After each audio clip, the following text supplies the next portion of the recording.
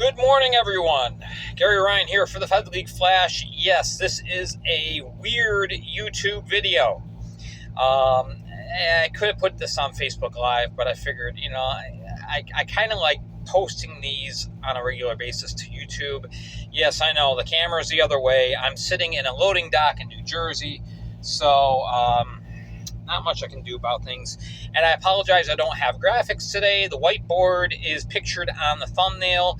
This is a combination of both recaps of the two games last night and stats, stars and standings. So, everything I jotted down on the whiteboard. I took a picture last night before I went to bed. I have to get up at 4 a.m. to head out on the road Monday morning, so this is the best I could do. So if you want to take a look at the standings, the simplified standings, as opposed to getting confused by all those massive amounts of numbers on the Fed page, just refer back to that. All right, so first of all, recaps of last night's game. First game was actually in the afternoon, a 4:05 start. Port Huron finishing off a three-game set against the home team, Carolina Thunderbirds. Port Huron came out gangbusters in this game, took an early lead, and Carolina somehow, someway, figured out a way of storming back and taking the win for the weekend sweep. So, goalies for this game were Ian Wallace and Frankie McClendon. McClendon making his first start for the Thunderbirds this year. His first start since either the second or third week of the season when he was still a member of the Danbury Hat Tricks. So it's been a little while for Frankie. So maybe part of the fact that Port Huron stormed out to an early lead was because Frankie had to kind of get in the groove. I don't know. But anyway, Brandon Picard starts off the scoring on a power play goal. 18:07 of the first. Port Huron takes an early 1-0 lead. And in the second, Tristan Sims scores. I believe that's it's either his first or second goal of the year. I think it might be his first. I don't have the team stats in front of me here. Dawson Baker, there's your theme for the night. He scores just a little over a minute after Simmons scored on the power play. There's another theme. And that was at 8:37. So Carolina draws to within one goal. Brandon Picard scores again at 10:43. But you know what they say, the 2-goal lead is the worst lead to try and keep up in hockey. And it proved to be true in this game. Dawson Baker scores again at 19:01 of the second, again on the power play. So it's 3-2 at the end of 2. The shots, there wasn't much of a disparagement and as far as shots go. At this stage of the game, after 40 minutes, Port Huron had 16 shots. Carolina had 21. So, it's relatively close. But third period, it's all Carolina. They just take the momentum and run with it. Jacob Schnapp scores at 7:50. Pastuca adds a power play goal at 9:26, the third power play goal of the night for the Thunderbirds.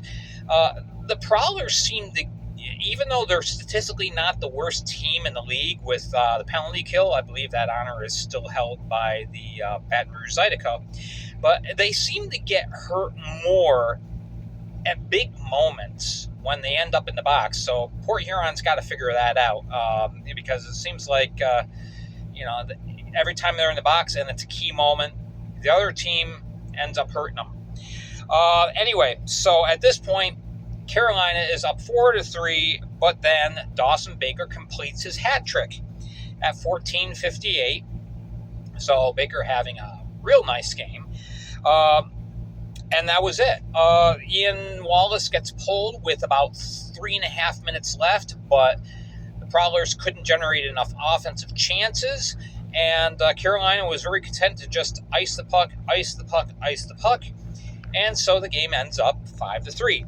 Carolina with 35 shots on goal for the game, Port Huron with 26. Baker, of course, had the Hattie plus an assist, and Peter Panachek, he had 3 assists on the night. Meanwhile, Frankie McClendon gets his first win of the year, saving 23 of 26. For the Prowlers, Brandon Picard, 2 goals and an assist on the night. Tyus Tellstrom, he's been getting lots of helpers since he's become a fixture of the team again on offense. He had 2 assists. And Ian Wallace stopping 30 of 35 in 56-13 played officially. So with the loss, Port Huron falls to 5-6-2 for 16 points. Carolina moves up to 11-2 and tie Columbus in points with 29. All right, so that's our first game. The second game was Motor City traveling up to Watertown, New York after a couple of very exhausting games physically and emotionally in Danbury. Good news. This is the big piece of good news. Danny Vanderweel was released from the hospital in Danbury and allowed to travel with the team to Watertown. Obviously, he did not play last night, but he was there in Watertown with the team. And so it appears Danny's going to be okay. It may take him a while before he gets back, but thank God Vanderweel's doing all right.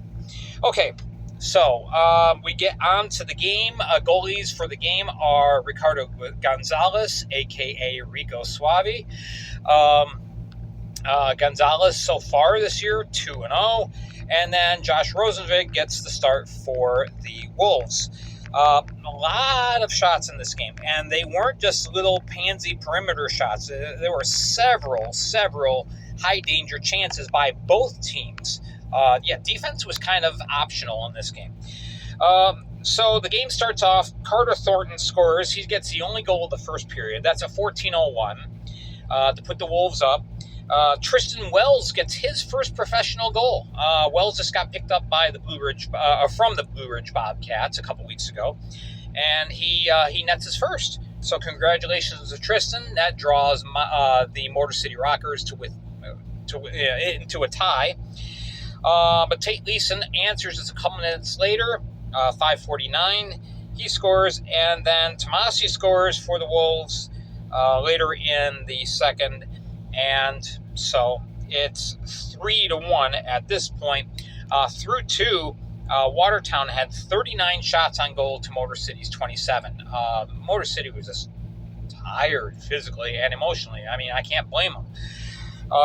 So in the third, Botterill scores at 1:31. That's now a 3-goal lead for the Wolves, and that's the way it stayed until late in the game when Jamie Malam scored with 2.5 minutes left. That made it 4-2. But then Botterill scores again, and that is at 19:11. Wolves tally a 5-2 victory. Wolves are on fire lately. Motor City, despite getting 46 shots on goal, just it was time for them to just go home at this point. All right, so Botterill has the 2 goals for the Wolves. Tate Leeson had a goal and an assist, and Rosenvig, one of the better goalie performances of the weekend. He stops 44 of 46. Meanwhile, Tristan Wells also had an assist on that Jamie Malam goal, so that was good by him. Ricardo Gonzalez, these numbers don't sound great, saving 46 of 51, but a huge number of those 46 shots were high-danger chances. Gonzalez got a workout. He played very, very well in spite of being tagged with the 5 goals. So anyway, with the loss, Motor City now has lost 2 in a row. Their first time really dealing with adversity. But we saw Motor City deal with adversity last year, and they came back. So I think they'll be fine. They fall to 9-2-3, which is for 28 points. Watertown improves to 6-5, and they are creeping up on the hat tricks for that 3rd place spot in the Empire. Now have 17 points. So, all right, as we go to the standings, I'm just reading them off again. Go to the thumbnail and avail yourself to that because it's simplified standings. Okay, Columbus 9-1-2 for 29 points. They have 9 regulation wins. That's why technically they are in first place, and Carolina is in second, even though Carolina's record is 11-2-0. They have 7 regulation wins. But the two teams are on even footing point-wise, so there you go. Meanwhile, Mississippi in third, 7-6-1, 21 points. Port Huron in fourth at 5-6-2 with 16 points. Blue Ridge Bobcats 3-9-2 for 10 points after losing a pair to the River Dragons this weekend. And Baton Rouge, they're kind of creeping up. They're getting better. 3-11 for 8 points. So they did have that split this last weekend. In the Empire Division, Binghamton's still leading the way with an 11-1-3 mark for 35 points. Motor City again 9-2-3 for 28. Danbury 7-7-2.